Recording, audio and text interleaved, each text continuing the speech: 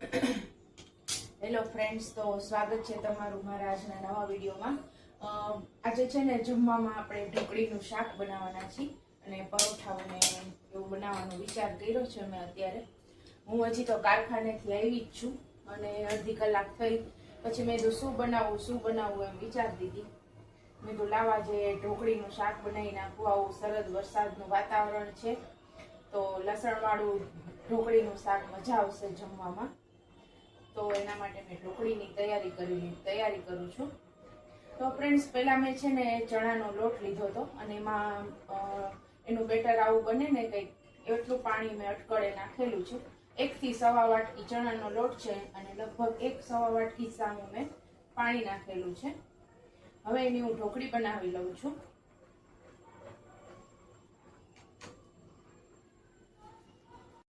તો ફ્રેન્ડ્સ, મેં ઢોકળી બનાવવામાં છે ને ચણાનો લોટમાં તો પાણી અને મીઠું, હળદર, મરચું અને થોડીક હિંગ નાખેલી છે, જેનાથી ઢોકળી સરસ બને છે અને સ્વાદ સારો આવે છે અને પચવામાં પણ સારી રહે છે। તો ફ્રેન્ડ્સ, આપણો લોટ હવે જમવા માંડ્યો છે તો હવે આપણે એને ફટાફટ હલાવતા રહીશું અને આપણે ઢોકળી બનાવી લઈશું। ઢોકળીમાં એકદમ લીસી અને સરસ બનશે, હું તમને દેખાડીશ પછી। ફ્રેન્ડ્સ, તો છે ને આપણી ઢોકળી બનીને રેડી થઈ ગઈ છે। હવે આપણે એને થોડીક વાર ઠરવા દેશું અને આ જે પેનમાં ચોટેલો છે ને જે લોટ, એને આપણે છાશમાં એકદમ ઉખેડી એની ઓલી ઘટ બનાવી અને પછી શાકમાં નાખશું। એનાથી આપણું શાક છે ને એકદમ સરસ ઘટ થાય છે। એટલા માટે હું ચાઈને થોડુંક રાખું જ છું, બધું નથી લોહી લેતી। તો હવે આપણે આ ઢોકળીને ફ્રેન્ડ્સ ઠરવા દેવાની છે। ફ્રેન્ડ્સ, મારે આજે છે ને વેજીટેબલ પુલાવ પણ હારે બનાવવો છે। મને એકલા શાક ને પરોઠા ને એવું નથી ભાવતું, એટલે હું આજે 1 વાટકી ચોખા સાદા જ લઉં છું, બાસમતી નથી લેતી। અને આજે હું પુલાવ બનાવવાની છું તો એના માટે પહેલા ભાત ધોઈ લઉં અને સબ્જી સુધારી લઉં। ફ્રેન્ડ્સ, તો આપણે આજે ઢોકળીનું શાક બનાવવાનું હતું એટલે મેં તમને ઢોકળી તો બનાવતા બતાવી। હવે આપણે એનો વઘાર કરી લઈએ। તો તેલ, રાઈ, જીરું, લસણ આપણે મૂકી દઈશું અને લસણને એકદમ ચડવા દેવાનું છે। પછી આપણે એમાં છાશ નાખી દેવાની છે।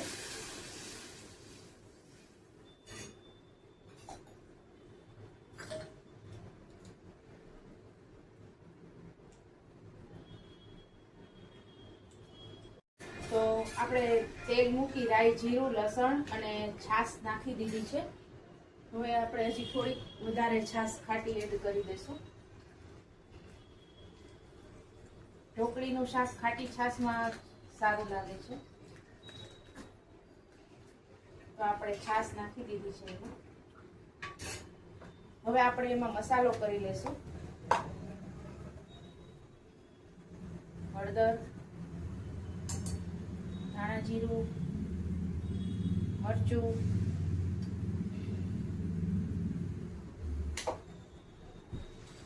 અને મરચું નાખી દઈશું।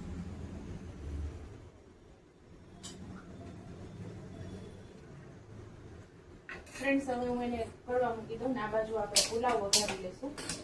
આજે આપણે સાથે પુલાવ પણ જમવામાં બનાવ્યું છે એટલે એને એક બાજુ મૂકી અને આપણે પુલાવ વઘારી લઈશું। પુલાવમાં હું ઘી તેલ મિક્સ મૂકું છું, થોડુંક ઘી નાખશું અને થોડુંક 2 થી 3 ચમચી તેલ નાખી દઈશું।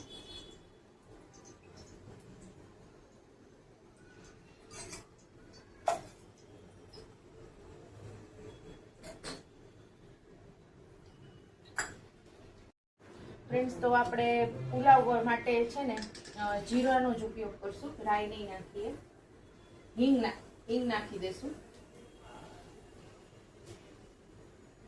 અને આ બટેટાની ચિપ્સ છે ને એને હું પહેલા નાખી દઉં છું। થોડી મેં એમાં બટેટાની ચિપ્સ નાખી છે, સારી લાગે છે। અને મેં અહીંયા શાકભાજીમાં ડુંગળી, ગાજર, કોબીજ અને સ્વીટ કોર્ન લઈ લીધા છે। ફ્રેન્ડ્સ, તો આપણી બટેટાની ચિપ્સ મસ્ત થઈ ગઈ છે. હવે આપણે એમાં બધા શાકભાજી નાખી દઈશું. ડુંગળી, ગાજર, કોબીજ અને મકાઈ બધું આપણે અંદર નાખી દેવાનું છે અને 2 મિનિટ માટે એને સાંતળી દઈશું ફટાફટ. બહુ નથી કૂક કરવાનું, કારણ કે થોડુંક ચાવવામાં મજા આવે ને એવું જ રાખવાનું છે.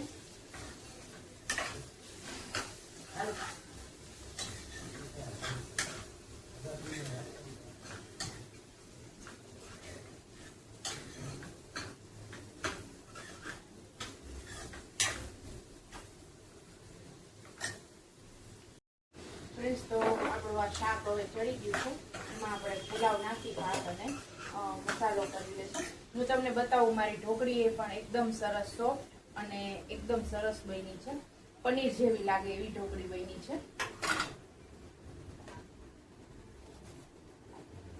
હવે પેલા ગરમ મસાલો નાખશું થોડોક આપણે,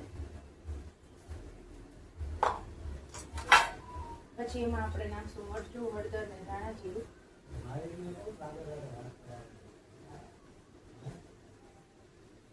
સેજ આપણે હળદર નાખી દઈશું. મીઠું તો આપણે પહેલેથી નાખેલું જ છે. અને હવે આપણે અંદર રાઈસ એડ કરી દઈશું.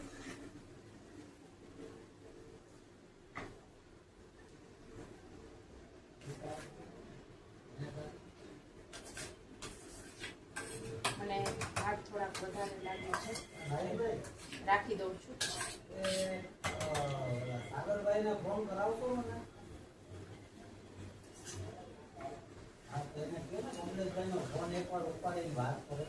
મિક્સ કરી દઉં છું બધું.